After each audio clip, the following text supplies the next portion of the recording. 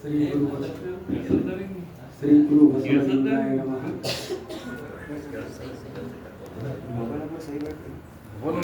ಶ್ರಾವಣ ಮಾಸದ ನಿಮಿತ್ತವಾಗಿ ಮನೆ ಅಂಗಳಗಳಲ್ಲಿ ಶ್ರಾವಣ ವಚನೋತ್ಸವ ಕಾರ್ಯಕ್ರಮದ ಅಂಗವಾಗಿ ಶರಣ ದರ್ಶನ ಉಪನ್ಯಾಸ ಮಾಲೆಯ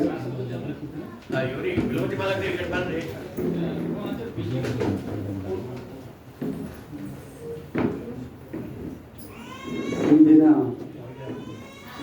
ದಾಸೋಹಿಗಳಾಗಿರುವಂಥ ನನ್ನ ಆತ್ಮೀಯ ಮಿತ್ರರು ಸಹೋದರರು ಆಗಿರುವಂಥ ಡಾಕ್ಟರ್ ಮಲ್ಲಿಕಾರ್ಜುನ ಮಟ್ಟಣಿಕೇರಿ ಅವರಲ್ಲಿಯೂ ಅವರ ಪರಿವಾರದವರಲ್ಲಿಯೂ ಹಾಗೂ ಈ ಸಭೆಯ ಅಧ್ಯಕ್ಷತೆಯನ್ನು ವಹಿಸಿರುವಂಥ ನಮ್ಮ ಆತ್ಮೀಯರು ಆಗಿರುವಂಥ ನಮ್ಮ ಸಂಸ್ಥೆಯ ಸದಸ್ಯರು ಆಗಿರುವಂಥ ಪ್ರತಿಷ್ಠಿತ ವೈದ್ಯರು ಆಗಿರುವಂಥ ಡಾಕ್ಟರ್ ಶರಣಬಸಪ್ಪ ಹರವಾಳ ಅವರಲ್ಲಿ, ಇನ್ನೋರ್ವ ಮುಖ್ಯ ಅತಿಥಿಗಳಾಗಿರುವಂಥ ಮಹೇಶ್ ಅವರಿಗೂ ಹಾಗೂ ಇಲ್ಲಿ ಆಗಮಿಸಿದ ಎಲ್ಲ ಶರಣಾರ್ಥಿಗಳಿಗೆ ತಮ್ಮೆಲ್ಲರಿಗೂ ನನ್ನ ಅನಂತ ಶರಣಾರ್ಥಿಗಳು.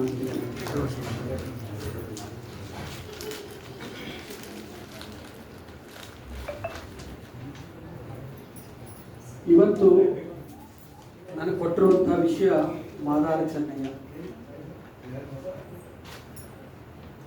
ಎಷ್ಟು ಮಹತ್ವ ಇದೆ ಅಂದರೆ ನೀವು ಬಸವಣ್ಣನವರು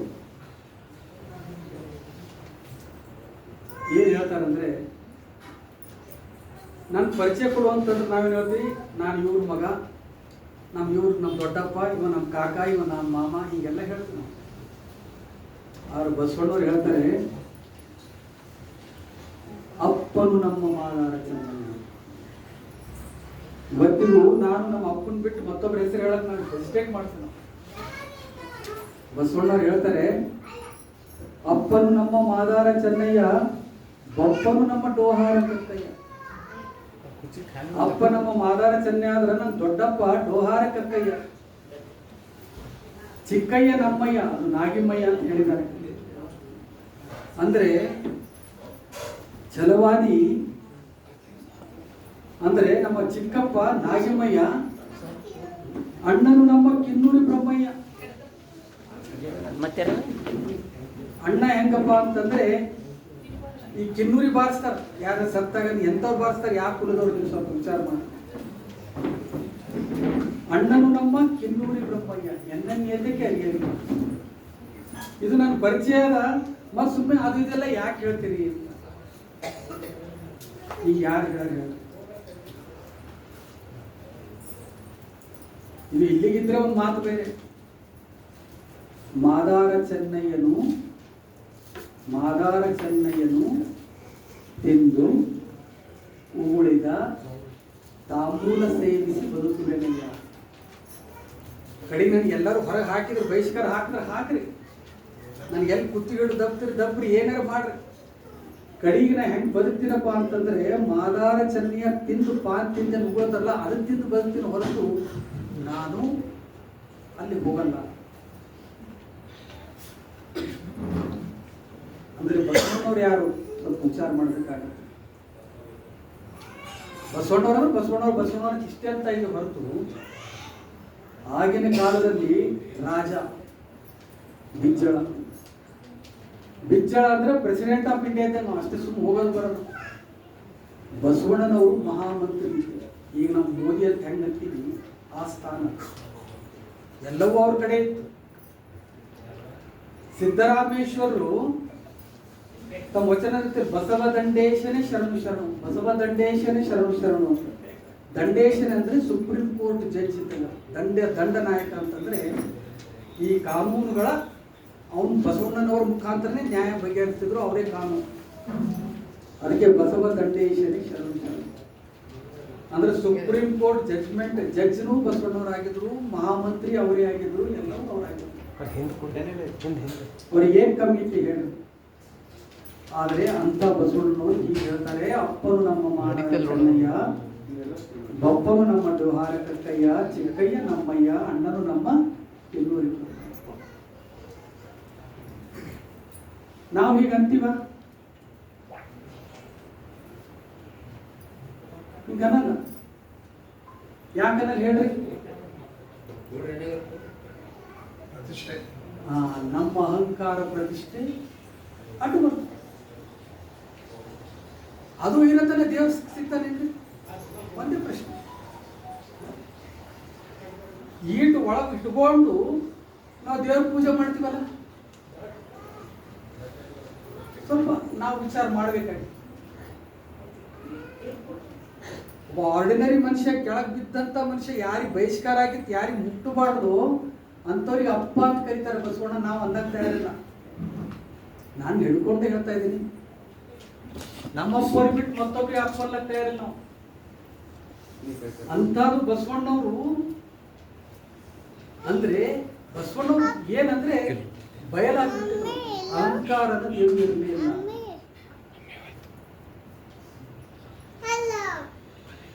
ನಾವು ಪೂಜೆ ಮಾಡ್ತೀವಿ, ಏನೇನೋ ಏನ್ ನಾವು ನಮ್ಮ ಪೂಜೆ ನೋಡ್ಬೇಕಾದ್ರೆ ಬಸವಣ್ಣವ್ರಷ್ಟು ಮಾಡ್ಯಾರ ಇಲ್ಲ.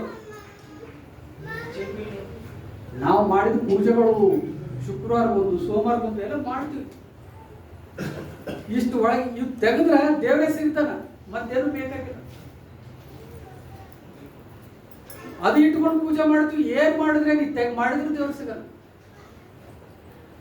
ಸ್ವಲ್ಪ ವಿಚಾರ ಮಾಡ್ಬೇಕು. ಕಸ ಹೊಡಕಿ, ಈ ಮುನ್ಸಿಪಾಲಿಟಿ ಕಸ ಹೊಡೋರು, ಕಾರ್ಪೊರೇಷನ್ ಕಸ ಹೊಡೋರು ಯಾಕೆ ಬಂತು? ಅಂತ ಕಸ ಹೊಡಿಯಕಿ ಸತ್ಯಕ್ಕೆ ಹೇಳ್ತಾಳೆ, ಅರ್ಚನೆ ಪೂಜನೆ ನೇಮವಲ್ಲ. ಅರ್ಚನೆ ಪೂಜನೆ ನೇಮ ಅಲ್ಲ, ಅದರಲ್ಲಿ ದೇವರು ಸಿಗಲ್ಲ. ಮಂತ್ರ ತಂತ್ರ ನೇಮವಲ್ಲ. ಧೂಪ ದೀಪಾರತಿ ನೇಮ ಅಲ್ಲ.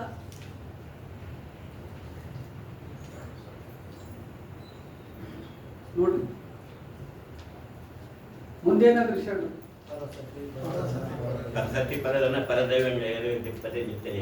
ಪರಸತಿ ಪರಸತಿ ಪರದನ ಪರದೈವಗಳಿಗೆ ಎರಗದಿಪ್ಪುದೇ ನಿತ್ಯ ನೇಮ.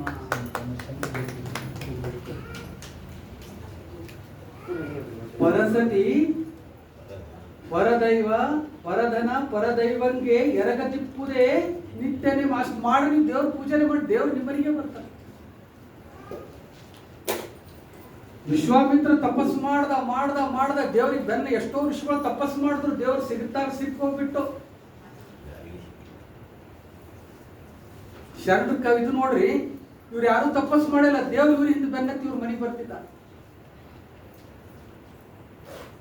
ಯಾಕಪ್ಪ ಇವ್ರ ಮೇಲೆ ಯಾಕೆ ಬರ್ತಿರು? ಯಾಕಂದ್ರೆ ಇವರು ಆಸೆ, ಆಮಿಷ, ಕಾಮ, ಕ್ರೋಧ, ಮೋಹ, ಮದ ಮಸ್ತರಗಳನ್ನೆಲ್ಲ ತೆಗೆಸ್ಬಿಡ್ತಿದ್ರು. ಈಗೋ ಅನ್ನೋದೇ ಈಗ ಜೀರೋ ಆಗ್ಬಿಟ್ಟಿದೆ. ಈ ಅಹಂಕಾರಗಳ ಏನಿವಲ್ಲ, ನಮ್ಮಲ್ಲಿ ಸ್ವ ಪ್ರತಿಷ್ಠೆಗಳೇನಿವಲ್ಲ, ಟೋಟಲಿ ನಮ್ಮ ರಿಸರ್ವ್ಸ್ ಅಂತ, ರಿಸರ್ವೇಶನ್ಸ್ ಅಂತ ಏನಂತೀವಿ, ಅದು ಇಟ್ಕೊಂಡಿದ್ದಕ್ಕೆ ಏನಾಗಿದೆಪ್ಪ ಅಂದ್ರೆ ದೇವರು ಸಿಗೋದಿಲ್ಲ. ಒಬ್ಬಕ್ಕೆ ಕಸ ಹೊಡಕ್ಕೆ ಹೇಳ್ತಾಳೆ, ಪರಧನ ಪರಸ್ತ್ರೀ ಪರದೈವಗಳಿಗೆ ಎರಗದಿಪ್ಪುದೇ.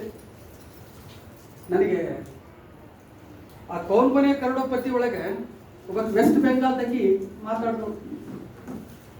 ನನ್ನ ಕನಸಿನಾಗ ಅಮಿತಾಬ್ ಬಚ್ಚನ್ ಹೇಳ್ತಾಳೆ, ಗಂಡ ಕುಂತಾನ, ನನ್ನ ಕನಸಿನಾಗ ನೀವು ಬರ್ತೀರಿ, ನಿಮ್ಗಿನ ಹೆಚ್ಚಿಗೆ ಧರ್ಮೇಂದ್ರ ಭಾಳ ಬರ್ತಿದ್ದ ಅಂತ. ಇಲ್ಲ ಇದು ಸೈಕಾಲಜಿ ನಾನು ಹೇಳೋದು, ಇದು ಸೈಕಾಲಜಿಯಲ್ಲಿ ಇದೆ. ಬರೀ ಅದಲ್ಲ, ಅದು ನಮಗೂ ಬಂತು, ಎಲ್ಲರಿಗೂ ಬಂತು. ಅವ ಅಮಿತಾಬ್ ಬಚ್ಚನ್ ಕೇಳ್ದ, ಅಲ್ಲವ ನೀನು ಗಂಡು ಎದುರು ಇಟ್ಕೊಂಡು ಹೇಳ್ತಿಲ್ಲ ಅಂತಂದು. ಯಾಕೆ ನಿನ್ ಗಂಡು ಒಮ್ಮ ಕನಸಿನಾಗ ಬರ್ಲಿ, ಬರೀ ನಾವೇ ಬರ್ತೀವಿ ಅನ್ನೋದು ಕೇಳ್ದ. ಇಲ್ಲೆಲ್ಲ ಹೆಣ್ಮಕ್ಳು ಕೇಳ್ರಿ, ಅವ್ರವ್ರ ಗಂಡಗಾರ ಅವ್ರ ಕನಸಿನಾಗ ಬರ್ತಾರೆ ಅಂತ ಕೇಳ್ರಿ ಅಂತ. ಇದು ಸತ್ಯ. ಇದು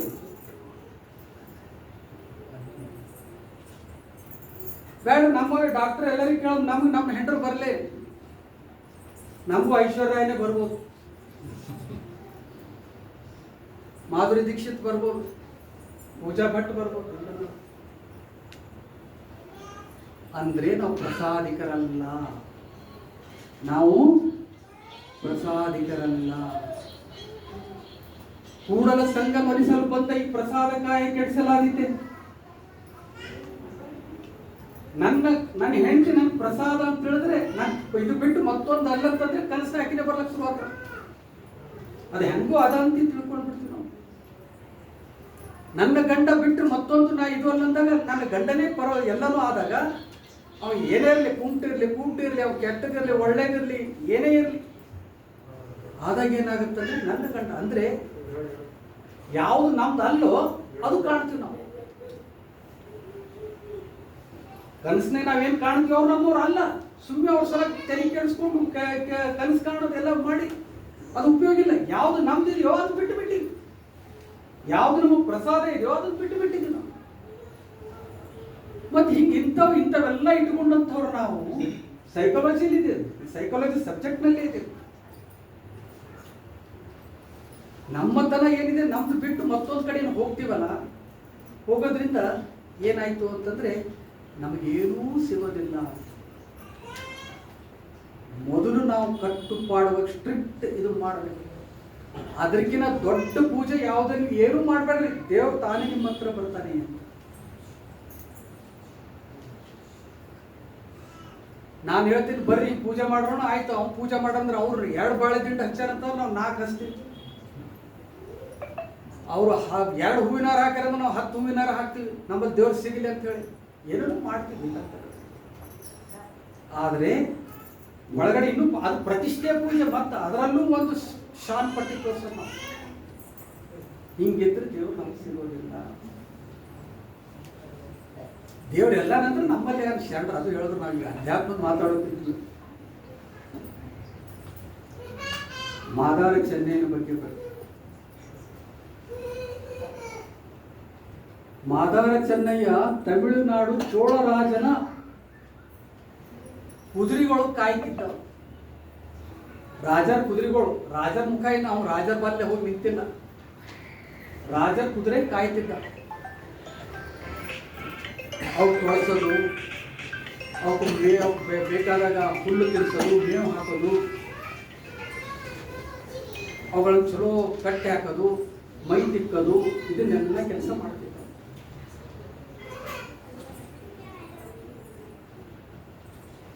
ಆದ್ರೆ ಒಂದೇನು ಅಂದ್ರೆ ಅವನಿಗೆ ಮಂತ್ರ ಗೊತ್ತಿಲ್ಲ, ಏನು ಗೊತ್ತಿಲ್ಲ.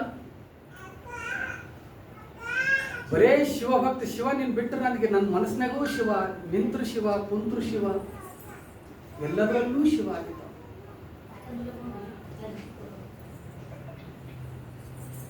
ಈಗ ಸಸ್ಪೆನ್ಸ್ ಹೊಡೆದು ಹೇಳಲ್ಲ, ಆದ್ರೆ ಅದೇ ಊರಾಗ ಆ ಚೋಳರಾಜ ಆ ಊರಿನ ಶಿವಾಲಯದಲ್ಲಿ ಶಿವನ ಪೂಜೆ ಮಾಡಿ ಬೆಳಗ್ಗೆ ಬ್ರಹ್ಮಿ ಮುಹೂರ್ತದಾಗ ಹೇಳ್ಬೇಕು. ಬ್ರಹ್ಮಿ ಮುಹೂರ್ತನ ಹೋಗ್ಬೇಕಂದ್ರೆ ಬ್ರಹ್ಮಿ ಮುಹೂರ್ತನ ಹೋಗ್ಬೇಕು. ಆ ದೇವರ ಪೂಜಾ ಸಾಮಗ್ರಿಗಳೆಲ್ಲ ಆನೆ ಮೇಲೆ ಹೊತ್ಕೊಂಡು ತಗೊಂಡು ಹೋಗ್ತಿದ್ದ.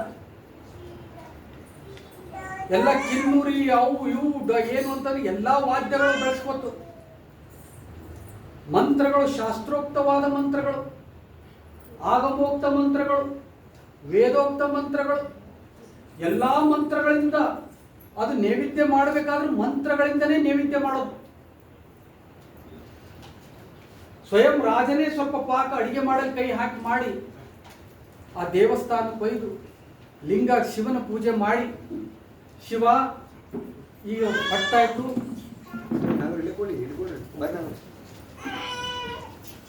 ಶಿವ ಹೊತ್ತಾಯ್ತು, ಈಗ ಪ್ರಸಾದ ತಗೋ ಅಂತಂದ್ರ ಶಿವ ಬಂದು ಉಳಿತಿದ್ದ. ರಾಜ ಹಂಗ್ ಮಾಡ್ತಿದ್ದ. ಇಡೀ ರಾಜ ಪರಿವಾರ ಎಷ್ಟು ಖರ್ಚು ಆಗ್ತಿತ್ತು, ಖರ್ಚು ಹೆಂಗರೇ ಆಗಲಿ, ಮಂತ್ರ ಭಕ್ತಿಯಿಂದ ಇಷ್ಟು ಮಾಡ್ತಿದ್ದ ಅಂದ್ರೆ ರಾಜ ಹೀಗೆ ಮಾಡ್ತಾ ಹೋದ. ದಿನಾಲು ಆನಿ ಮೇಲೆ ನೈವೇದ್ಯ ಮಾಡ್ಕೊಂಡು ಮಂತ್ರದಿಂದ ಮಡಿಯಿಂದ ನೈವೇದ್ಯ ಮಾಡ್ಕೋಬೇಕು. ಮಂತ್ರಗಳು ಹೇಳ್ಕೊತೆ ಅನೇಕ ಬ್ರಾಹ್ಮಣರು, ವಿಪ್ರರು ಮಂತ್ರಗಳು ಹೇಳ್ಕೊತ ಅವ್ನ ಸಂಗಟ ಹೋಗ್ತಿದ್ರು. ಗುಡಿಯಲ್ಲಿ ಹೋಗ್ತಿದ್ದ, ಗುಡಿಯಲ್ಲಿ ಅವ್ರ ಮಂತ್ರ ಹೇಳ್ಕೊತ ರಾಜನ ಕೈಯಿಂದ ಪೂಜೆ ಮಾಡಿಸ್ತಿದ್ರು. ಮಾಡಿ ಆ ನೈವೇದ್ಯನ ಮಡಿಯಿಂದ ತೆಗೆದು ಶಿವ ತಿನ್ನು ಅಂದ್ರೆ ತಿಂದೇ ಬಿಡ್ತಿದ್ದ. ಮತ್ತೆ ಹೀಗೆ ಒಂದ್ ದಿವ್ಸ ಮಾಡ್ದ, ಮತ್ತೆ ಆನೆ ಮೇಲೆ ಹೋದ, ನೈವೇದ್ಯ ಮಾಡ್ಕೊಂಡು ಹೋದ, ಮಂತ್ರಗಳಿಂದ ಅದಕ್ಕೆಲ್ಲ ಇದು ಮಾಡಿ ಮಂತ್ರ ಏನೇನು ಮಡಿಯಲ್ಲಿ ಏನೂ ಇದು ಆಗದೇನೆ ಮಾಡಿ ಆ ದೇವಸ್ಥಾನಕ್ಕೆ ಹೋಗಿ ಪೂಜೆ ಮಾಡ್ದ. ಶಿವ ಈಗ ತಿನ್ನು ಅಂದ್ರೆ ತಿನ್ನಲಿಲ್ಲ. ಯಾಕೆ ಶಿವ ಯಾಕೆ ತಿನ್ನಲಾಗಿದೆ, ನನ್ನಿಂದ ಏನು ಅಪಚಾರ ಆಗಿದೆ ಹೇಳುವಂತ. ಶಿವ ಈಗರೆ ಬಂದು ತಿನ್ನು. ಶಿವ ಏನು ತಿನ್ನಲಾರ್ದಕ್ಕೆ ಅವಾಗ ಅವನು ನೀವು ತಿನ್ನಲಿಲ್ಲ ಅಂದರೆ ನಾನು ನನ್ನ ತಲೆನ ಹೊಡೆದಾಕ್ತೀನಿ ಅಂತಂದಾಗ ಅವಾಗ ಹೇಳ್ತಾನೆ, ಶಿವ ಹೇಳ್ತಾನೆ, ಇಲ್ಲ ನೀನು ಬರೋಕ್ಕಿಂತ ಮೊದಲು ನಾನು ಮಾದಾರ್ ಚೆನ್ನೈನ ಮನ್ಯಾಗ ಅಂಬಲಿ ಕುಡಿದು ಬಂದೀನಿ ಅಂತ. ಯಾರು? ಮಾದಾರ್ ಚೆನ್ನೈನ ಮನ್ಯಾಗ ಅಂಬಲಿ ಕುಡಿದು ಬಂದಿ. ಇಲ್ಲಿ ಮೃಷ್ಟಾನ್ನ ಛಪ್ಪನ್ ಭೋಗ, ಮೊಸರನ್ನ ಅಂತೀಯ, ಬೆಣ್ಣೆ ಅಂತೀಯ, ತುಪ್ಪ ಅಂತೀಯ, ಏನ್ ಎಲ್ಲ ಐಶ್ವರ್ಯ ಸಕಲ ಐಶ್ವರ್ಯ ಭರಿತವಾದ ಈ ಭೋಜನ ಬಿಟ್ಟು ಅದು ಮಾದಾರ ಚೆನ್ನೈ ಮನೆಗೆ ಹೋಗ್ತಿ, ಅವನ ಮನೆಗೆ ಹೋಗಿ ಅದು ಅಂಬಲಿ ಕುಡಿದಿದೆ.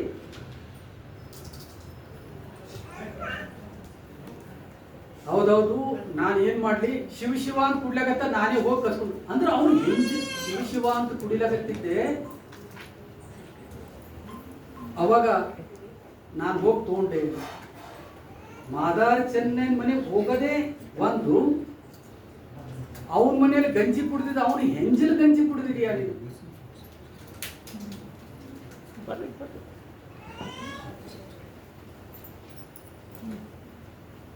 ಇದೇನಿದು ನನಗೊಂದು ತಿಳಿತಾ ಇಲ್ಲ.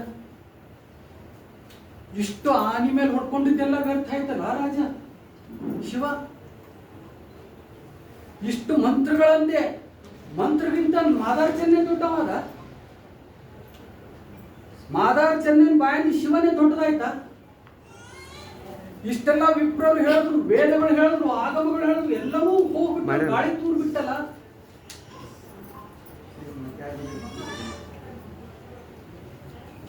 ಆಯ್ತು, ಅವನು ಹಂಗೆ ಬಿಟ್ಟ,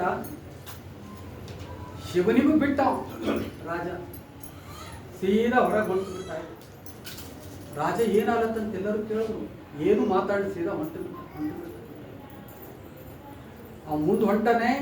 ಹಿಂದೆ ಮಂತ್ರಿಗಳು ರಾಜ ಪರಿವಾರ ಹಿಂದೆ ಹೊಂಟದ, ಹಂಗೆ ಸುಮ್ಮನೆ ಹೊಂಟದ. ಇವತ್ತು ಶಿವ ರಾಜ ಸಿಟ್ಟಿ ಬರ್ತಾನಂತ ಯಾರು ಮಾತಾಡ್ಬೇಡ್ರಂದ್ರು. ಯಾಕೆ ಅಂದ್ರೆ ಇವತ್ತು ನೆವದೇ ತಿಂದಿಲ್ಲ, ಭಾಳ ದುಃಖ ಆಗಿದೆ ರಾಜನ. ಎಲ್ಲ ಅರಮನೆ ಹೊಂಟಾನೇನಂತಂದ್ರೆ ಶಿವನಿಗೂ ಬಿಟ್ಟು ಹೊಂಟನಲ್ಲಪ್ಪ ನೀವು. ಹೊಂಟ ಅರಮನೆಗೆ ಹೋಗ್ತಾನಂತ ನೋಡ್ರ ಆ ಊರು ಹಲಿಗೇರಿ ಹೊಂಟ.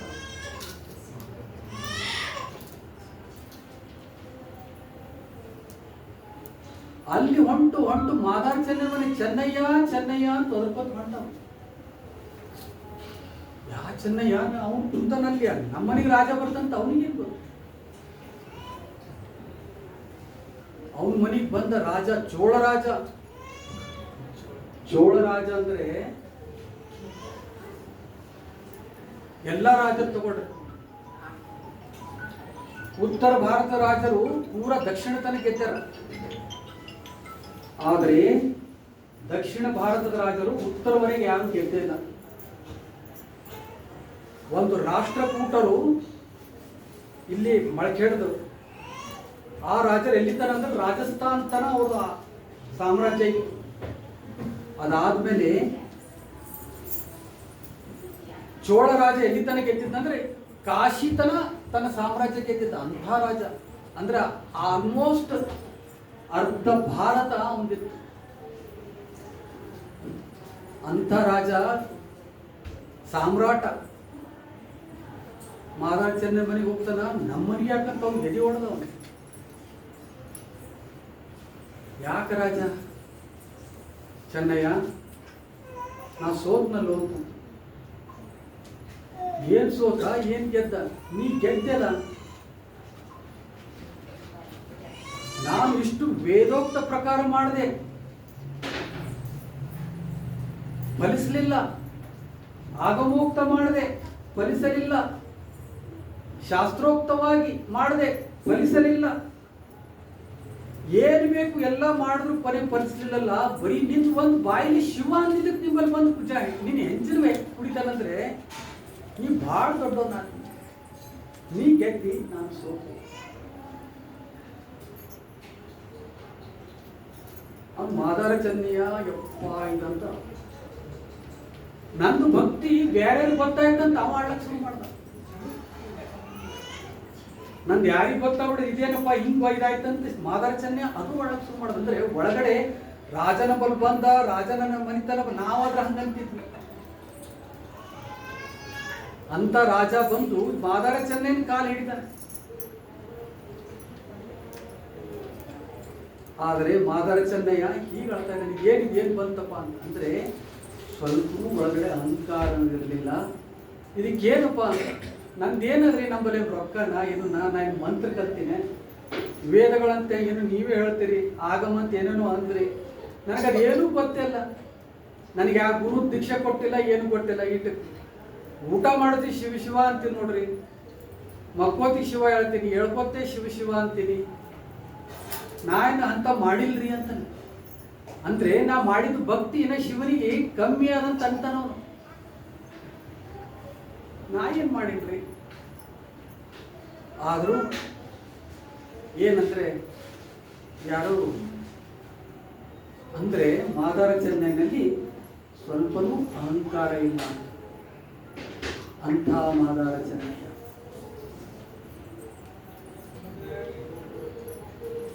ಇನ್ನು ಕಲ್ಯಾಣಕ್ಕೆ ಬಂದ್ರೆ ಬಸವಣ್ಣವ್ರಿಗೆ ಎಷ್ಟು ಹೀಗಾಗಿರ್ಬೇಕು. ಕಲ್ಯಾಣಕ್ಕೆ ಬಂದಾಗ ಹೀಗೇನು, ಇಲ್ಲಿ ವಿಶಿಷ್ಟತೆ ಏನಿದೆ. ಅದಕ್ಕೆ ಈ ಇಷ್ಟಲಿಂಗ ಧಾರಣೆ ಮಾಡಿ ಬಸವಣ್ಣವ್ರು ಎಲ್ಲರಿಗೂ ಶರಣರನ್ನಾಗಿ ಮಾಡಿಬಿಟ್ಟಿದ್ದ. ನೀವು ನೋಡಬೇಕು, ರಾಮಾಯಣದ ಉತ್ತರ ಕಾಂಡದಲ್ಲಿ, ವಾಲ್ಮೀಕಿ ಬರೆದ ರಾಮಾಯಣದಲ್ಲಿ ಉತ್ತರ ಕಾಂಡದಲ್ಲಿ ಹೇಳ್ತಾರೆ, ರಾಮ ಮರ್ಯಾದೆ ಪುರುಷೋತ್ತಮ.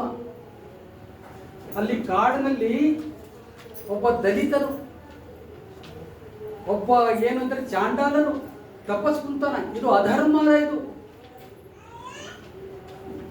ಇದು ಅಧರ್ಮದ, ಕರ್ಮ ಸಿದ್ಧಾಂತಕ್ಕೆ ವಿರುದ್ಧ ಅದ. ಅವನು ಏನ್ ಮಾಡಿದ್ರು ಅವ್ನು ಮೋಕ್ಷ ಸಿಗೋದಿಲ್ಲ.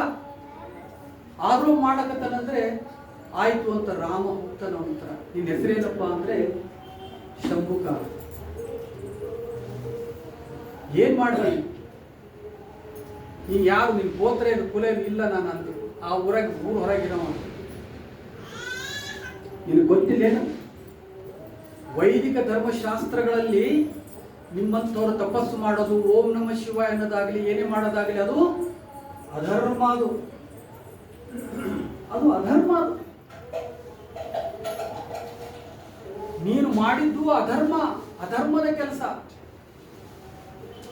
ನೀನು ಬದುಕಬಾರದು. ಆ ಶಾಸ್ತ್ರ ಪ್ರಕಾರ ನಿನಗೆ ಶಿಕ್ಷೆ ಆಗಬೇಕು. ಶಿಕ್ಷೆ ಯಾವುದು ಅಂದ್ರೆ ಮರಣ ದಂಡನೆ ಅಂತ ರಾಮನೇ ಸ್ವಯಂ ಅವನಿಗೆ ಕತ್ತಿ ಇಟ್ಟು ಹಿರ್ಚಿ ಅವನ ಕೊಲೆ ಮಾಡ್ತಾನೆ, ಸತ್ವಳಿತಾನೆ. ಇದು ಉತ್ತರ ರಾಮಾಯಣದ ಉತ್ತರ ಕಾಂಡದಲ್ಲಿ ಇದೆ. ಅದು ಹೇಳ್ತಾ ಇದ್ದಾನೆ, ಅದು ವಾಲ್ಮೀಕಿ ರಾಮಾಯಣನೇ. ಇಲ್ಲಿ ಬಸವಣ್ಣವ್ರು ಏನ್ ಮಾಡ್ತಾರ್ರಿ, ಯಾರನ್ನ ತಿರಸ್ಕಾರ ಮಾಡಿದ್ದಾರೆ, ಚಾಂಡಲ ಮಾಧವ ಇದ್ದು ಅಥವಾ ಇನ್ಯಾರೋ ಇದ್ದು ಅವರನ್ನ ಮಾಡೋ ತಪ್ಪು ಅಂತಿತ್ತಲ್ಲ, ಬಸವಣ್ಣ ಅವರನ್ನೇ ಶರಣರನ್ನಾಗಿ ಮಾಡ.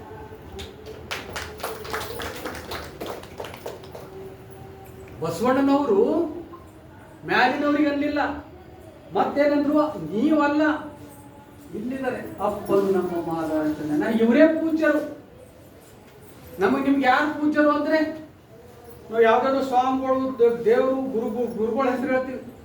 ಇಲ್ಲ, ನನಗೆ ನಮ್ಮ ಅಪ್ಪನು ಮಾದಾರ ಚೆನ್ನಯ್ಯ, ಬಪ್ಪನು ನಮ್ಮ ದ್ವಾರ ಕಕ್ಕಯ್ಯ, ಚಿಕ್ಕಯ್ಯ ನಮ್ಮಯ್ಯ, ಅಣ್ಣನು ನಮ್ಮ ಕೆನ್ನೂರು.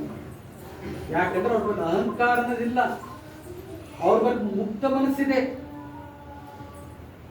ಊರ ಹೊರಗೆ ಹಾಲ ಹಳ್ಳ ಹರಿಯುತ್ತಿರಲು.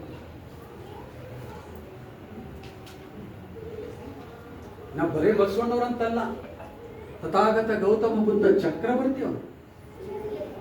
ಆ ಚಕ್ರವರ್ತಿ ಏನು ಅಂತಂದ್ರೆ, ಹಿಮಾಲಯದಲ್ಲಿ ಜ್ಞಾನೋದಯ ಆದಾಗ ಹಾಗೆ ಹಿಮಾಲಯಕ್ಕೆ ಹೋಗ್ಲಿ ತಪಸ್ ಮಾಡಕ್ಕೆ ಇಲ್ಲ, ನನ್ನ ಮೇಲೆ ಈ ಜಗತ್ತಿನ ಜವಾಬ್ದಾರಿ ಇದೆ ಅಂತ ಹೇಳಿ ಬಂದ.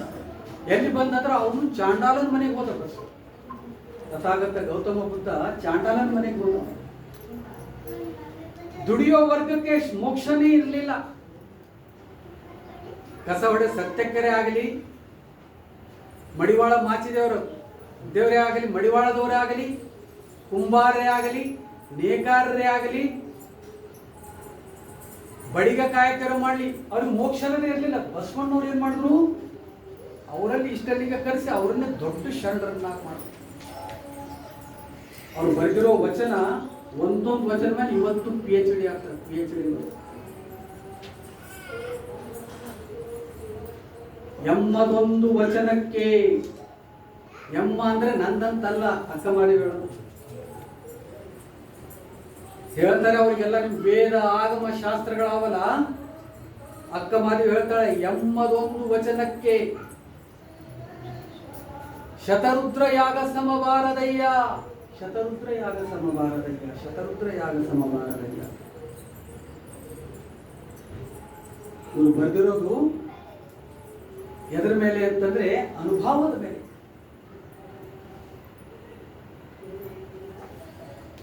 ಇಂಥ ಮಾದಾರ ಚೆನ್ನೈ ಅಲ್ಲಿ ಬಂದ, ಅಲ್ಲಿಯೂ ಇಷ್ಟಲಿಂಗ ಹಾಕೊಂಡ. ಬರೀ ದೇವ್ರು ಕಂಡಿದ್ದ ಅವನಿಗೆ ಯಾಕೆ ಹಾಕೋಬೇಕಾಗಿತ್ತು? ಇಲ್ಲಿ ಬಹಳ ಮುಖ್ಯ. ಇಲ್ಲಿ ಏನು ಅಂತಂದ್ರೆ ಅತಿ ಮುಖ್ಯವಾದದ್ದು ಏನಂತಂದ್ರೆ, ಇಲ್ಲಿ ಇಷ್ಟಲಿಂಗ ಹಾಕೋದ್ರಿಂದ ಏನು? ಗುಡಿ ಒಳಗಿರೋದು ಲಿಂಗ ಏನು? ಮಾದರ ಚೆನ್ನಯ್ಯ ಗುಡಿ ಒಳಗಿನ ಲಿಂಗನೇ ದೇವರ ತಿಳಿದಿದ್ದ. ಆ ಲಿಂಗಕ್ಕೂ ನಾವು ಕೊರಳಲ್ಲಿ ಹಾಕೊಂಡಿರುವಂತ ಇಷ್ಟಲಿಂಗಕ್ಕೂ ಏನು ವ್ಯತ್ಯಾಸ? ಅದು ಶಿವಪಾರ್ವತಿ ಲಿಂಗ, ಹೌದಲ್ಲ? ಈ ಕಾಶಿ ಒಳಗಿಂದ ಯಾವ್ದಾದ್ರಿ? ನಾ ದೇವ್ರ ಕೆಟ್ಟದ್ ಬಿಟ್ಟದೇನು ಮಾತಾಡೋದಲ್ಲ, ಆ ದೇವ್ರ ಶಿವಪಾರ್ವತಿ ಲಿಂಗ. ಈಗ ನಾ ಕೊಳ್ಳ ಹಾಕೊಂಡಿನಿ, ಇದು ಯಾರ ಲಿಂಗ ರೀ? ಇಷ್ಟಲಿಂಗ ಅಂದ್ರೆ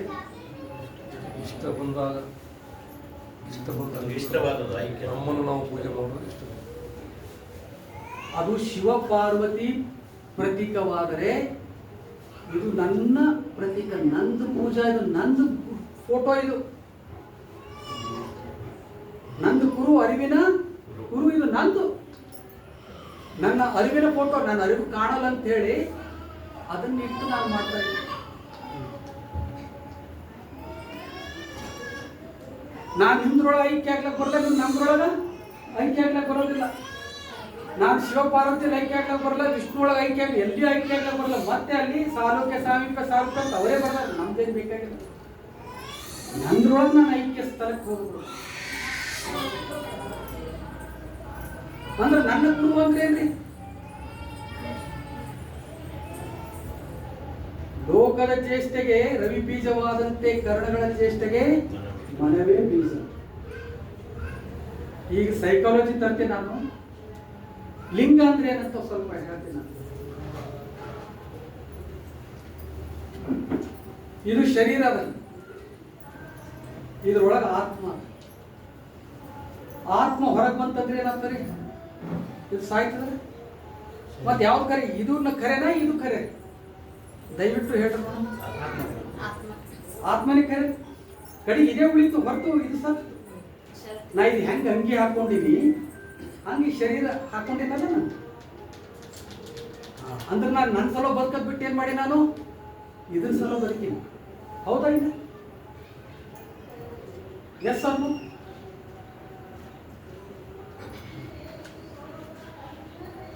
ಮತ್ ನಮ್ಮ ಸಲ ಯಾವಾಗ ಬದುಕದ್ರಿ? ನಿಮ್ಮ ಜೀವನ ನಿಮ್ಮ ಸಲ ಬದುಕಕ್ಕಾಗಲ್ವಾ? ಸರಿ, ಈ ಆತ್ಮಕ್ಕೆ ಶರಣರ ಆತ್ಮ ಅನ್ನೋದಿಲ್ಲ. ಅಂತಃಕರಣ ಚತುಷ್ಟಯ ಅಂತ ಕರೀತಾರೆ. ಏನಂತ ಕರೀತಾರೆ? ನೀವು ಬಹಳ ಜನ ಹೋಗಿರ್ಬೇಕು. ಇಲ್ಲೇ ರಾಜಯೋಗ ಕೇಂದ್ರ ಅದ, ನಾನು ಆತ್ಮ ಅಂತಾರೇನು? ನಾನು ಮನಸ್ಸು ಬುದ್ಧಿ ಸಂಸ್ಕಾರಗಳಿಂದ ಕೂಡಿನಂತ. ಆತ್ಮ ಏನಿದೆಪ್ಪ ಅಂದ್ರೆ ಬರೀ ಆತ್ಮ ಅಲ್ಲ, ಅದ್ರೊಳಗೆ ಮನಸ್ಸು ಬುದ್ಧಿ ಸಂಸ್ಕಾರ ಕೂಡಿ ಆತ್ಮ ಆಗ್ಯದಂತ. ಶರಣರು ಹಂಗದಲ್ಲ, ಮನಸ್ಸು ಬುದ್ಧಿ ಚಿತ್ತು ಅಹಂಕಾರ ಐದನೇ ಜ್ಞಾತು ಅಂತ. ಇವು ಅಂತಃಕರಣ ಚತುಷ್ಟಯ, ಚತುರ್ವಿಧ ಸಾರಾಯ ಅಂತ ಕರೀತಾರೆ. ಇವುಗಳನ್ನ ಲಿಂಗವನ್ನಾಗಿ ಮಾಡುವಂಥದ್ದು. ನೋಡಿದ್ರೆ ಹೊರಗೆ ಬಂತು, ಯಾವ್ದು ಕರೆ ಐತಿ? ಇದು ಕರೆನ ಇದು ಕರೆ? ದಯವಿಟ್ಟು ಹೇಳ್ರಿ. ಇದು ಕರೆ ಐತಿ. ಇದ್ರೊಳಗೆ ಏನದ? ಐದವ. ಈಗ ನಾನು ಶರೀರ ಬಿಟ್ಟು ಬಿಡ್ರಿ, ಇದನ್ನೇ ಹಿಡ್ರಿ. ಇದು ಎದ್ರ ಮೇಲೆ ನಿಂತದ? ಈ ಶರೀರ ಆತ್ಮ ಮೇಲೆ ನಿಂತದ. ಒಪ್ಪುತ್ತೀರಿ? ಇದು ಎದ್ರ ಮೇಲೆ ನಿಂತದ ಹೇಳ್ರಿ? ಶರೀರ ಹೋಯ್ತು ಅಂತ ತಿಳ್ಕೊರಿ, ಕಡೆಗೆ ಬಂದದಿ. ಆದ್ರೂ ಇದು ಬದುಕಿದಲ್ಲ, ಈಗ ಇದು ಸಾವಿಲ್ಲ ಅಂತ ಹೇಳ್ತಾರೆ. ಹಂಗಾರೆ ಇದು ಎದ್ರ ಮೇಲೆ ಬದುಕಲಾಗತ್ತ? ಇದ್ರೊಳಗೆ ಒಂದು ಬ್ಯಾಟ್ರಿ ಅದ. ಇದ್ರೊಳಗೆ ಏನದ್ರಿ? ಬ್ಯಾಟ್ರಿ ಚೈತನ್ಯ ಅದ. ಅದೇ ಲಿಂಗ. ಅದು ತೆಗೆದ್ರೆ ಇದು ವೈಟ್. ಅದು ವೈಟ್ ತೆಗೆದ್ರ, ಅದು ಚೈತನ್ಯ ತೆಗೆದ್ರೆ ಏನಾಗ್ತದ? ವೈಟ್.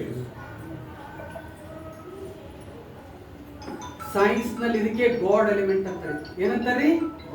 God element. ಪ್ರತಿ ಅಣುವಿನಲ್ಲಿ ಗಾಡ್ ಎಲಿಮೆಂಟ್ ಅದ. ಅದು ಫಸ್ಟ್ ಕಂಡು ಹಿಡಿದವರು ಜಗದೀಶ್ ಚಂದ್ರ ಬೋಸ್, ಭಾರತದವರೇ. ಅದಕ್ಕೆ ಬೋಸಾನ್ ಎಫೆಕ್ಟ್ ಅಂತ ಈಗಲೂ ಕರೀತಾರೆ. ಪ್ರತಿಯೊಂದರಲ್ಲಿ ಒಂದು ಚೈತನ್ಯ ಅದ.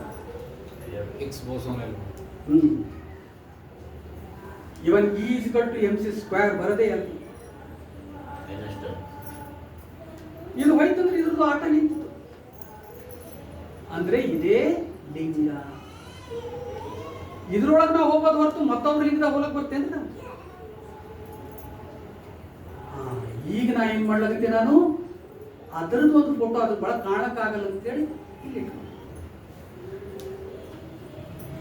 ಮಾದರ ಚೆನ್ನೈನವ್ರೆ, ನೀವು ದೇವರು ಕಂಡಿರ್ಬೇಕಾದ್ರೆ ಪರಿಪೂರ್ಣ ಆಗಿಲ್ಲ, ಜನನ ಮರಣಗಳಿಂದ ಮುಕ್ತರಾಗಿಲ್ಲ, ನೀವು ಐಕ್ಯ ಸ್ಥಳಕ್ಕೆ ಹೋಗಿಲ್ಲ ಅಂತ ಮಾದರ ಚೆನ್ನೈನವರು, ಬಸವಣ್ಣನವರು. ಇದು ಒಂದು ಅಗಾಧ ಒಂದು ಯೋಗ, ಇದೊಂದು ಯೋಗದ ಟೆಕ್ನಿಕ್. ನಾನು ಹೇಳೋದು ಇದೇನಂದ್ರೆ self hypnosis. Doctor Basavaraj Modi ಅವರು ಅದಕ್ಕೆ ಬರೆದಿದ್ರು. ಇಲ್ಲ ಡಾಕ್ಟರ್ ಸಾಹೇಬ್ರ ಅವ್ರು ಏನಂತ ಹೇಳಿದ್ರು ಅಂದ್ರೆ, ಸೈನ್ಸ್ ನಲ್ಲಿ ಏನು ಮೆಡಿಕಲ್ ಟರ್ಮ್ಸ್ ನಲ್ಲಿ ಏನ್ ಕರೆದ್ರು ಅಂದ್ರೆ, ಇದಕ್ಕೆ ಸೆಲ್ಫ್ ಹಿಪ್ನೋಸಿಸ್ ಅಂತ ಕರೆದ್ರು.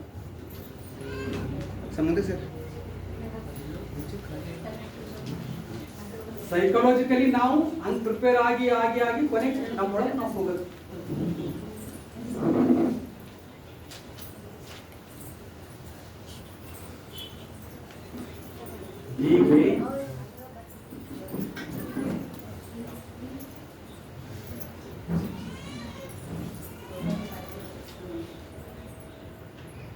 ಹೀಗೆ ಅವ್ರು ಏನ್ ಮಾಡಿದ್ರಪ್ಪ ಅಂತಂದ್ರೆ, ಆ ಲಿಂಗ ಸಂಕೇತ ಇದು ಏನ್ ತೆಗಿಬೇಕು ನಮ್ಮ ಕೈಲೇ, ಇದ್ರ ಮೇಲೆ ಅದಕ್ಕೆ ಬರೆಯೋದು ಅಂದ್ರೆ ನಕ್ಷತ್ರ ಅವೆಲ್ಲ ಹಾಕೋದು, ಷಟ್ಕೋನ ಇದೆಲ್ಲ ಹಾಕೋದಂದ್ರೆ ಇದು ಅದರಲ್ಲಿ ಅಂತಃಕರಣ ಚತುಷ್ಟಯ, ಮನಸ್ಸು ಬುದ್ಧಿ ಚಿತ್ತು ಅಹಂಕಾರ.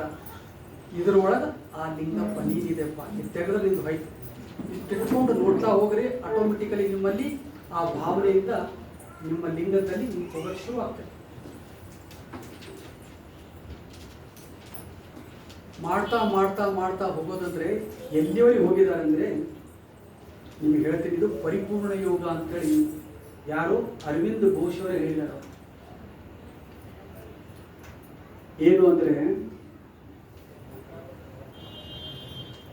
ಯಡಿಯೂರು ಸಿದ್ಲಿಂಗೇಶ್ವರ ವಚನ. ಫಸ್ಟ್ ಬೇಸಿಕ್ ಅಂದ್ರೆ status mind, state of mind, state of mind, soul, body, water it ಅಂದ್ರೆ ಬಾಡಿಗೆ ಬಂತು, ನಾನು ಸೈಕಾಲಜಿಕಲಿ ಇನ್ ಎವ್ರಿ ರೆಸ್ಪೆಕ್ಟ್ ಆ ಸ್ಟೇಟಸ್ ಬಂದು ಬಿಡ್ತಾ ಇರ್ತೀವಿ. ನಮ್ಮ ಮೆಚೂರ್ಡ್ ಅಲ್ಲಿಗೆ ಬಂತಂದ್ರೆ ನೆಕ್ಸ್ಟ್ ನಾವು ಬೇಸಿಕ್ ಹೋಗೋದೇ. ಹೆಂಗೆ ನಾವು ಸಣ್ಣ ಹುಡುಗರಪ್ಲೆ ಚಾಕ್ಲೇಟ್ ಈಕಲೇ ಬೇಡೋದಿಲ್ಲಲ್ಲ, ಚಾಕ್ಲೇಟ್ ತಿಂದೆ ಅಲ್ಲಿ ಹೋಗಿ ಏನಾರೆ 5 ಸ್ಟಾರ್ ಚಾಕ್ಲೇಟ್ ತೊಗೊಂಡೆ, ಸಣ್ಣ ಸಣ್ಣ ಚಾಕ್ಲೇಟ್ ಈಗ ತೊಗೋದಿಲ್ಲ. ಯಾಕಂದ್ರೆ ಆ ಸ್ಟೇಜ್ ಮಾಡಿ ಬಂದೀವಿ. ಅವರ್ ಸ್ಟೇಜ್ ಈಸ್ ಡಿಫ್ರೆಂಟ್, ಈ ಸ್ಟೇಜ್ ಬೇರೆ ಇದೆ. ಅದೇ ರೀತಿ ಅಧ್ಯಾತ್ಮದಲ್ಲಿ ಒಂದೊಂದು ಸ್ಟೇಜ್, ಅದಕ್ಕೆ ಏನಂತಾರೆ ಹಂತಗಳು, ಆ ಹಂತಕ್ಕೆ ಸ್ಥಳಗಳು ಅಂತ. ಈ ಸಾಧನೆ ಮಾಡ್ತಾ ಮಾಡ್ತಾ ಒಂದ್ ಹೇಳ್ತೀನಿ, ಯಡೂರು ಸಿದ್ಲಿಂಗೇಶ್ವರ ವಚನ ತೋರ್ತೀನಿ. ಭಕ್ತ ಸ್ಥಳ, ನಾವು ಯಾವ ಸ್ಥಳಕ್ಕೆ ಹೋಗ್ತೀವಿ ಅಂದ್ರೆ ಭಕ್ತ ಸ್ಥಳ. ಭಕ್ತ ಸ್ಥಳ ಮಾಹೇಶ್ವರ ಸ್ಥಳದಲ್ಲಿ ಅಡಗಿ. ಭಕ್ತ ಸ್ಥಳ ಎಲ್ಲಿ ಹೋಗ್ತದ? ಮಾಹೇಶ್ವರ ಸ್ಥಳದಲ್ಲಿ ಅಡಗಿ. ಅಂದ್ರೆ ಈ ನದಿ ನೀರು ಸಮುದ್ರನಾಗ ಹೋದ್ಮೇಲೆ ಆಯ್ತು, ಅದ್ರಾಗೆ ಲೀನ್ ಆಗ್ಬಿಡ್ತದೆ, ಅದು ಮತ್ತೆ ವಾಪಸ್ ಬರಲ್ಲ ನದಿ ನೀರು. ಹಂಗೆ ಭಕ್ತ ಸ್ಥಳವನ್ನು ಆಗಿ ಮಾಹೇಶ್ವರ ಸ್ಥಳದಾಗ ಹೋದ್ರೆ ಭಕ್ತ ಸ್ಥಳ ತಂದು ಕಳ್ಕೊಂಡ್ ಬಿಡ್ತದೆ. ಮಾಹೇಶ್ವರ ಸ್ಥಳದಲ್ಲಿ ಅಡಗಿ.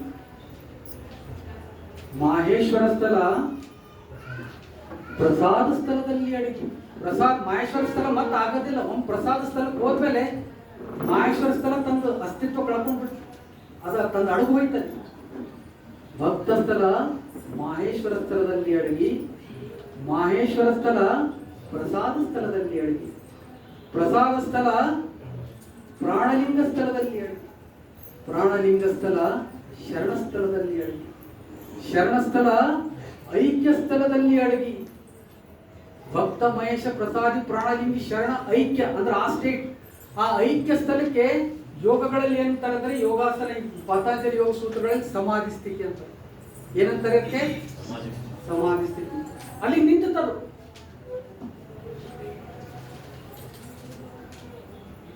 ಇಂತಿ ಷಡಾಂಗ ಯೋಗ ಸಮರಸವಾಗಿ ಇಲ್ಲಿಗೆ ನಿಂತಲಿಲ್ಲ ಶರಣರು.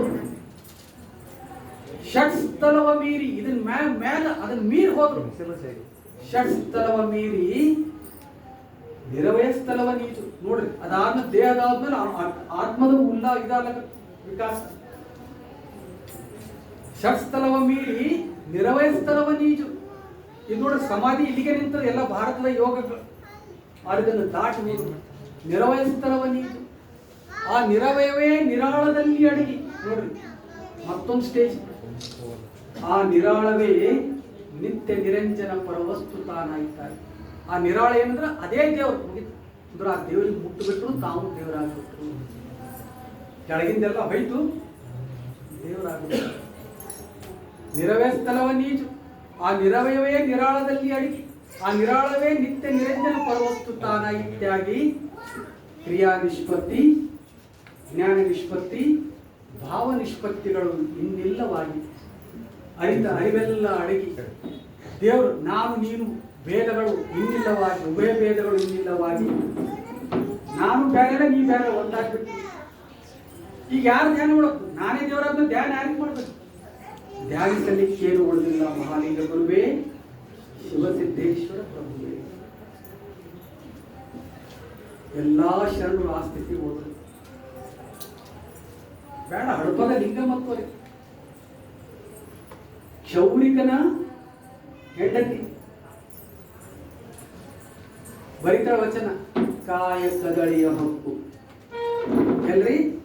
ಕಾಯ ಅಂದ್ರೆ ಶರೀರ, ಕದಳಿ ಬಾಳೆ ಗಿಡ ಇದ್ದಂಗಿದು.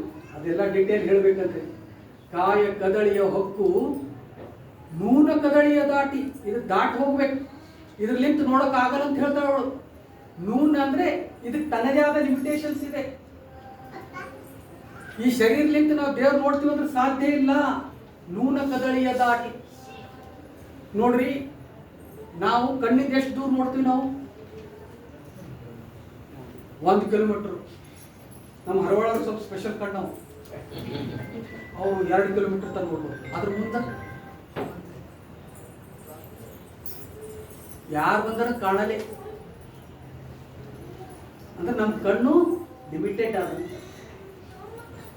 ಮ್ಯಾಲ ಹದ್ದಿನ ಕಣ್ಣು ನಮ್ಗೇನೆ ಎಷ್ಟೋ ಚಲೋ ಅದ. ಹದ್ದೇನ್ ಮಾಡ್ತದೆ, ಸಣ್ಣ ಇಲ್ಲಿ ಎಲ್ಲೋ ನಮ್ಗೆ ಕಾಣೋದ್ರೆ ಇಷ್ಟೇ ಕಾಣ್ತಿರ್ತವೆ, ಒಮ್ಮೆ ಬಂದು ಇಲ್ಲಿ ಒಯ್ದು ಬಿಡ್ತದೆ.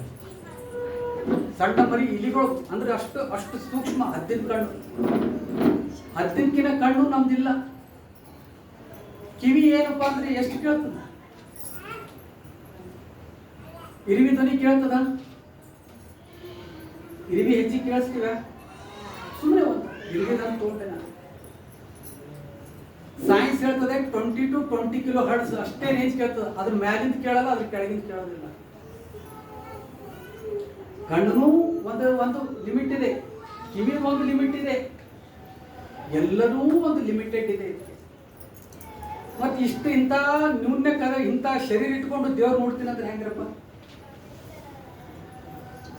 ಅದಕ್ಕೆ ಕಾಯ ಕದಳಿಯ ಹೊಕ್ಕು ಒಳಗೆ ಹೊಕ್ಕೋರಿ, ನೂನ ಕದಳಿಯ ದಾಟಿ ಈ ದೇಹ ಬಾಡಿ ಫೀಲಿಂಗ್ ಹೊರಗೆ ಬರ್ರಿ ಅಂತ.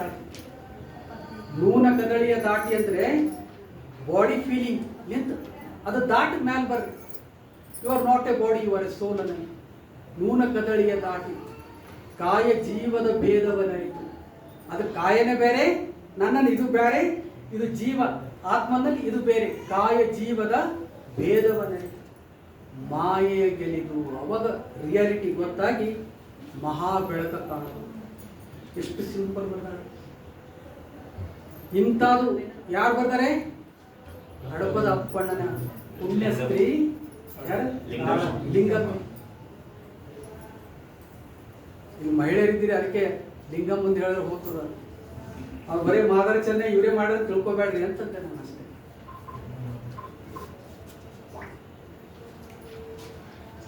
ಅಂದ್ರೆ ಇದು ಯಾಕೆಂದ್ರೆ ಈಗ ಏನು ವಚನ ಏನಾದ ಯೋಗಶಾಸ್ತ್ರ ಬರೆಯೋರು ಅವ್ರಂತಾರೆ, ಹಿಂದೂ ಋಷಿಗಳು ಅಡಿಮೆಯಲ್ಲಿ ಕುಂತು ತಪಸ್ಸು ಮಾಡಿ ಸಾಧನೆ ಮಾಡಿ ಯೋಗ ಮಾಡಿ ತೋರಿದವ್ರು. ನಾವು ಏನಪ್ಪ ಹೋಗ್ಬೇಕು? ಸರಳ ಬಸವ ಕಲ್ಯಾಣ ಓಡಾಡಕ್ಕೆ ಹಡಪದ ಅಪ್ಪಣ್ಣನ ಸತಿ ಲಿಂಗವು ಇಂಥ ಅಗಾಧವಾದ ಅಷ್ಟು ಎತ್ತರಕ್ಕೆ ಹೋಗಿದ್ದಾಳೆ.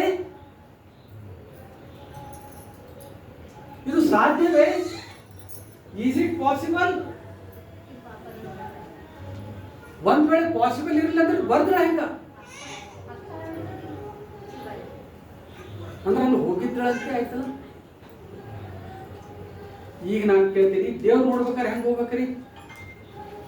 ನಮ್ಮೊಳಗಿಂದೇ ಹೋಗ್ಬೇಕು, ನಮ್ಮೊಳಗಿಂದೇ ಹೋಗ್ಬೇಕು. ನಾವು ಹೊರಗಡೆ ಹೊರಗಡೆ ಹೊರಗಡೆ ಹೊರಗಡೆ ಏಕದೇವೋಪಾಸನೆ. ಒಂದು ದೇವ್ರು ಹಿಡಿದೇವಂದ್ರೆ ಆ ದೇವ್ರು. ನೀವು ಸಿನಿಮಾದಾಗ ನೋಡಿರ್ಬೇಕು, ತಪಸ್ ಕುಂತಿರ್ತಾರ ಋಷಿಗಳು. ಏನ್ ಕುಂತಿರ್ತಾನ? ಋಷಿ ಕುಂತಿರ್ತಾನ, ಓಂ ಬ್ರಹ್ಮದೇವಾಯ ಓಂ ಬ್ರಹ್ಮದೇವಾಯ ಓಂ ಬ್ರಹ್ಮದೇವ. ಆ ಬ್ರಹ್ಮ ಸಿಗತ್ತಾನ ಬ್ರಹ್ಮದೇವ ಅಂತಿರ್ತಾನ.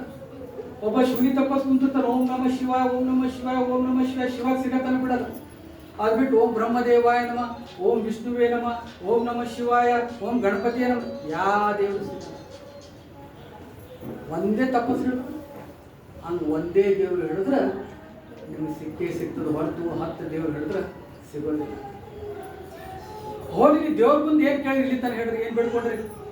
ಪ್ರೈಮ್ ಮಿನಿಸ್ಟರ್ ಆಗ್ತೀರಿ ಅಂತ ಯಾರು ಬೇಡ್ಕೊಂಡ್ರಿ? ನೀವು ಕೇಳೋದು ಬಹಳ ಸಣ್ಣದ್ ಕೇಳ್ತೀರ, ಅಷ್ಟು ನಿಮ್ ದೇವ್ರು ಕೊಡಲ್ಲ. ಆದ್ರೂ ಈ ದೇವ್ರು ಬಿಡ್ತೀರಿ, ಮತ್ತೊಂದ್ ದೇವ್ರಿಗೆ ಇಡ್ತೀರಿ, ಮತ್ತೊಂದ್ ದೇವ್ರು ಬಿಟ್ಟು ಇವ್ರ ದೇವ್ರು ಇಡ್ತೀರಿ, ಅವ್ರ ದೇವ್ರಿಗೆ ಹಿಡ್ತೀರಿ. ಎಲ್ಲಿ ಹತ್ತದಿಲ್ಲ. ಒಳಗಡೆ ಇಷ್ಟೊಂದು ಈಗೋ ಇಟ್ಕೊಂಡು ಮಾಡೋದಂತೂ ಅದು ರಾಂಗೇ. ಅದು ಅದಕ್ಕೆ ನಿಮ್ಮೊಳಗೆ ನೀವು ಹೋಗ್ರಿ, ನಿಮ್ಮೊಳಗೆ ಹೋಗ್ರಿ. ಈ ಪ್ರತಿಲಿಂಗ ಅದಕ್ಕೆ ಬಸವಣ್ಣರು ಹೇಳ್ತಾರೆ, ಗುಡಿ ಗಿಡಿಗೆ ಹೋಗ್ಬೇಡ್ರಿ. ಉಳ್ಳವರು ಶಿವಾಲಯವ ಮಾಡುವರು, ನಾನೇನು ಮಾಡಲಿ ಬಡವನಿಗೆ. ಎನ್ನ ಕಾಲೇ ಕಂಬ, ಈ ದೇಹವೇ ಶಿರವೇ ಸ್ಥಾವರ ಕಳಿಬಿಟ್ಟು ರಾಮ ಮಂದಿರ ಇತ್ತು ಹೋಯ್ತು, ಮಸೀದಿ ಆಯ್ತು, ಮಸೀದಿ ಹೋಗಿ ಮತ್ತೆ ರಾಮ ಮಂದಿರ. ಗುಡಿಗಳು ಬೀಳ್ತಾವ ಹೋತಾವ, ಅವನು ಹೋತಾವ. ಆದ್ರೆ ಒಳಗಡೆ ನನ್ನಲ್ಲ, ಆತ್ಮಕ್ಕೆ ಅಳಿವಿಲ್ಲ. ಅದು ಒಳಗಿಲ್ಲ, ಅದಕ್ಕೆ ಅದು ಅಳಿವಿಲ್ಲ. ಸ್ಥಾವರ ಕಳಿಬಿಟ್ಟು ಜನ್ಮ ಮಕ್ಕಳಿಲ್ಲ. ಆದ್ದರಿಂದ ನೀವೇನು ಅಂತಂದ್ರೆ ನಿಮ್ಮೊಳಗೆ ನೀವು ಹೋರಿ, ಇಷ್ಟಲಿಂಗ ಸಾಧನೆ ಮಾಡಿ. ಇದು ಯಾರ ಲಿಂಗ? ಇದು ನಾ ಹಾಕೊಂಡಿದ್ದು ನಂದು, ನಿಮ್ದಲ್ಲ. ಹರ್ವಾಳ್ ಸಾಹೇಬ್ರು ಹಾಕೊಂಡಿದ್ದು ಅವ್ರದ್ದು. ಒಬ್ಬ ಮುಸಲ್ಮಾನ್ ಹಾಕೊಂಡು ಅಂತ ತಿಳ್ಕೊರಿ, ಅದು ಯಾರ್ದು? ಅವ್ರದ್ದು. ಒಬ್ಬ ಕ್ರಿಶ್ಚಿಯನ್ ಹಾಕೊಂಡು ಅಂತ ತೊಗೊಂಡ್ರ ನಿಮ್ದು ನೀವು ಮಾಡ್ಕೋರಿ. ನಂದು ದೇವ್ರು ಹಿಡಬೇಡ, ನಿಮ್ ದೇವ್ರು ಬೇಡ, ಯಾವ ದೇವ್ರಿಗೆ ಬೇಡ ಬೇಡ. ನಿಮ್ದು ಒಳಗೆ ನಿಮ್ದು ನೀವು ಹೋಗ್ರಿ. ಮತ್ತೊಬ್ರು ಹಿಡಿಯೋದೆ. ನಾನು ನನ್ನ ದೇವ್ರ ಪೂಜೆ ಮಾಡೋದು ತಂದಿಲ್ಲ. ಮತ್ತೆ ನಿಮ್ದು ನೀವು ನಿಮ್ಮ ಒಳಗೆ ಹೋಗ್ರಿ. ಆ ಕಲೆ ಕಲ್ಕೋರಿ, ಅಧ್ಯಾತ್ಮ ಸಾಧನೆ ಮಾಡಂಗಿದ್ರೆ ಹೆಂಗೂ ಮಾಡ್ಲಾಕತ್ತೀವಿ ದೇವ್ರದ್ದು. ಪರ್ಫೆಕ್ಟ್ ಒಂದು ದಾರಿಗೆ ಹೋಗಿ ಸಾಧನೆ ಮಾಡಿ ನಮ್ಮ ಬದುಕನ್ನು ಪರಿಪೂರ್ಣ ಮಾಡ್ಕೊಳ್ಳೋಣ, ನಮ್ಮ ಬದುಕನ್ನು ಸಾರ್ಥಕ ಮಾಡ್ಕೊಳ್ಳೋಣ. ಅದು ಯಾಕೆ ಹೇಳ್ತಾ ಇದ್ದಾರೆ ಅಂದ್ರೆ ಈ ಶರಣ ಸಾಹಿತ್ಯ ಹುಟ್ಟಿದ್ಯಲ್ರಿ, ಇವೆಲ್ಲ ಮಾದಾರ ಚೆನ್ನಯ್ಯ ಬಸವಣ್ಣವ್ರು ಎಲ್ಲ ಎಲ್ಲಿದ್ರು ಅವರು? ಅಮೆರಿಕದಾಗ ಹುಟ್ಟಾರೇನು? ಅಮೆರಿಕ ಜರ್ಮನಿ ಒಳಗೆ ಏನಾದ್ರು ಹುಟ್ಟಿದ್ರೆ ಅವರು ಇವತ್ತು ವರ್ಲ್ಡ್ ಎಲ್ಲ ಅವ್ರ ಕೈಗೆ ಆಗ್ತದೆ. ನಮ್ದು ನಮ್ಮ ಪಬ್ಲಿಸಿಟಿ ಮಾಡೋದು ಗೊತ್ತಿಲ್ಲ ನಮ್ಗೆ. ಎಲ್ಲಿ ಅಂದ್ರೆ ಇದೇ ಗುಲ್ಬರ್ಗ, ಇದೇ ಬಸವ ಕಲ್ಯಾಣದಲ್ಲಿ. ಇಲ್ಲಿ ಒಬ್ರು ಶರಣ ಬಸವೇಶ್ವರ ಇದೇ ಮಾಡಿ ಈ ಲಿಂಗ ಪೂಜನೆ ಮಾಡಿ ಶರಣಾಗಿ ಇವತ್ತು ಶರಣ ಬಸಪ್ಪ ಇವತ್ತು ಜಾತ್ರೆ ಆಗ್ತದೆ. ನಾವೇ ದೇವರಾಗಬಹುದು, ನಾವೇ ಏನಾಗ್ಬೋದು? ಇದು ಎಲ್ಲಿ ಸಿಗಲ್ಲ. ಉತ್ತರ ಭಾರತ, ಇಡೀ ಉತ್ತರ ಭಾರತ ತೆಗೆದು ದೇವ್ರ ಪೂಜೆ ಗುಡಿ ಮಳೆಯಲ್ಲಿ ಗಣಪತಿ ಗುಡಿ, ದೇವ್ರ ಗಣಪತಿ ಗುಡಿ, ಭದ್ರಕಾಳಿ ಗುಡಿ, ಅಂಬಾಬಾಯಿ ಗುಡಿ, ರಾಮ ಮಂದಿರ, ಇವೆಲ್ಲ ಕೃಷ್ಣನ ಗುಡಿ, ದೇವರ ಗುಡಿಗಳ ಅವು. ಮನುಷ್ಯರ ಗುಡಿ ಇಲ್ಲ. ಮನುಷ್ಯರ ಗುಡಿ ಎಲ್ಲಾದ್ರೂ ಸಿಗ್ತದ ಅಂದ್ರೆ ಅದು ಕರ್ನಾಟಕದಲ್ಲಿ ಮಾತ್ರ, ಮಹಾರಾಷ್ಟ್ರದಲ್ಲಿ, ದಕ್ಷಿಣ ಭಾರತ. ಶರಣಬಸಪ್ಪನ ಜಾತ್ರೆ, ಗ್ವಾಲ್ಗೇರಿ, ಮಲ್ಲಾಳೇಶ್ವರನ ಜಾತ್ರೆ, ದುತ್ತೂರ್ಗಾಂವ್ ವೀರೇಶ್ವರ ಜಾತ್ರೆ, ಕಡಿಕೋಳ ಮಡಿವಾಳಪ್ಪನ ಜಾತ್ರೆ, ನಾಲ್ವಾರ್ ಕೋರಿ ಸಿದ್ದೇಶ್ವರ ಜಾತ್ರೆ. ಇಷ್ಟೇಕ ಇತ್ತಿತ್ಲಾಗ ಕುರುಬರ ಇದು ಇಲ್ಲ ಹೆಣ್ಮಗಳು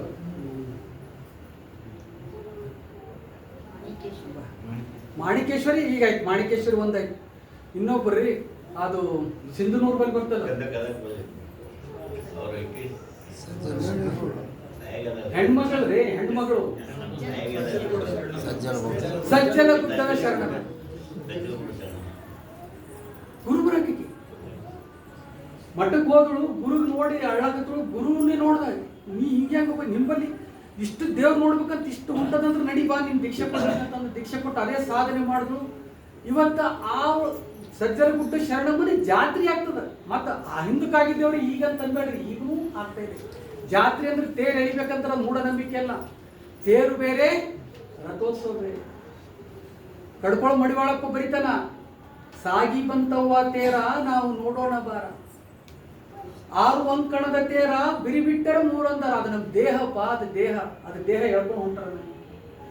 ನೀವು ಮನಸ್ಸು ಮಾಡಿದ್ರ ಇಂಥದ್ದು ಆಗಬಹುದು. 6 ಅಂಕಣದ ತೇರ ಬಿರಿ ಬಿಟ್ಟರ 3 ಅಂದಾರ. 6 ಸೇರಿಕೊಂಡು 6 ಮಂದಿ ಪೊಲೀಸರು. ಇಂಥವು ಕೆಲವು ಪೋಲಿಗಳು ಬಂದು ಕೆಡಿಸ್ತಾರ, ಅದನ್ನ ದೂರ ಇಡ್ರಿ, ಈ ರೀತಿ ಆಗ್ರಿ, ನಾವು ಈ ರೀತಿ ಆಗಮ್ ಅಂತ ಹೇಳಿ ಒಂದು ತೋರಿಸ್ಲಕ್ಕ. ಅದೇ ವೈದಿಕರಲ್ಲಿ ರಥೋತ್ಸವ, ಕುದುರೆಗಳು ಬರ್ತಾರ, ಹಿಂಗ್ ಮಾಡಿ ರಥೋತ್ಸವ ಮಾಡ್ತಾರ. ಅವ್ರು ರಥದಾಗ ಹೊಂಟಾನ ಅಂತ ಹೇಳಿ. ರಥ ಬೇರೆ, ತೇರು ಬೇರೆ. ಅಂದ್ರೆ ಇಲ್ಲಿ ಮನುಷ್ಯರು ದೇವರಾಗೋದು. ನೋಡ್ರಿ, ದೇವ್ರು ನೋಡ್ಬೇಕಂತೀರಿ, ದೇವ್ರ ಆಗ್ಬೇಕಂತೀರಿ. ಅಡ್ಡದ ಒಂದು ಡಿಸೈಡ್ ಮಾಡ್ಬೇಡ. ಇವಾಗ ಗಪ್ ಕುಂತಾರಂದ್ರೆ ಬೇಡ ಅಂದ್ರೆ ಕಿರಿಕಿರಿನೇ ಬೇಡ. ಯಾಕಪ್ಪ ಅಂತ ದೇವ್ರಾಗ ಸಾಧ್ಯ. ನಾಳೆ ಲಕ್ಷ್ಮೀ ಚಲೋ ಆಗ್ತದ್ರಿ, ಎಲ್ಲ ವಾರಗಳು ಚಲೋ ಆಗ್ತದೆ. ಅಲ್ಲ ಅಲ್ಲ, ನೀವು ಆದಾಗೆ ಆಗ್ತದಂತ ಅದಕ್ಕೆ ಅವ್ರು ಕೇಳಕತ್ತೀನಿ. ನೀವು 4 ಮಂದಿಗೆ ನಿಮ್ಗೆ ಪೂಜೆ ಮಾಡೋಕ್ ನೋಡ್ರಿ, ಹಂಗಾಗ್ಬೇಕು. ಆಚರೆ ಹಂಗಿಲ್ಲ, ಪ್ರಯತ್ನ ಮಾಡಿ. ಈಗ ನಮ್ಮ ಹರವಾಳ ಸಾಹೇಬ್ ಮನೆಗೆ ಹೋಗಿ ಸ್ಟಾರ್ಟ್ ಮಾಡ್ತಾರೆ.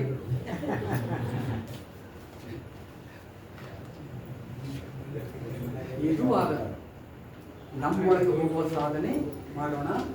ಸ್ವಯಂ ದೇವರ ಅನುಭವ ಬರ್ತದೆ. ಅನುಭವ ಕಾಣೋಣ. ಮಾತು ಮನಗಳಿಂದ ತತ್ತ ಮೀರಿದ ಸಾತಿಶಯದ ನಿರುಪಾಧಿಕ ವಿಮಲ ಪರಂಜ್ಯೋತಿ. ಅದಕ್ಕೆ ಆ ಸ್ಥಿತಿಗೆ ಹೋಗುವಂಥದ್ದು. ಆ ನಿಟ್ಟಿನಲ್ಲಿ ನಾವು ಹೋಗಿ ನಮ್ಮ ಬದುಕನ್ನು ಸಾರ್ಥಕ ಮಾಡೋಣ ಅಂತ ಹೇಳಿ ನಾನು 2 ಮಾತು ಮುಗಿಸ್ತೇನೆ. ಎಲ್ಲರಿಗೂ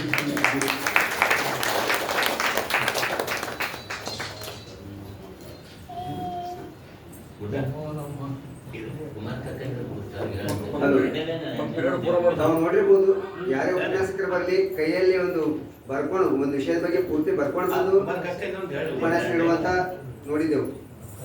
ತಮ್ಮದೇ ಆದ ಒಂದು ಶೈಲಿ ಇದೆ. ಇದು ಸಂಜಯ್ ಮಾಕರ್ ಸರ್ ಅವರು ಒಂದು ಕೈಯಾಗಿ ಚೀಟಿ ಇರಲ್ಲ, ಒಂದು ಏನೂ ಇರಲ್ಲ, ಒಂದು ವಿಷಯ ಕೊಟ್ಟ ನಿರರ್ಗಳವಾಗಿ ಅನೇಕ ಶರಣರ ಉದಾಹರಣೆಗಳನ್ನು ಕೊಟ್ಟು ಉಪನ್ಯಾಸ ನೀಡುವಂಥ ಏಕೈಕ ವ್ಯಕ್ತಿ ನಮ್ಮ ಉಪನ್ಯಾಸಕರಲ್ಲಿ ಸಂಜಯ್ ಮಾಕರ್ ಸರ್ ಅವರು. ಯಾಕಂದರೆ ಎಲ್ಲರೂ ನೋಡ್ತಿರ್ತೀವಿ ನಾವು, ಯಾಕೆ ಪ್ರತಿ ವರ್ಷ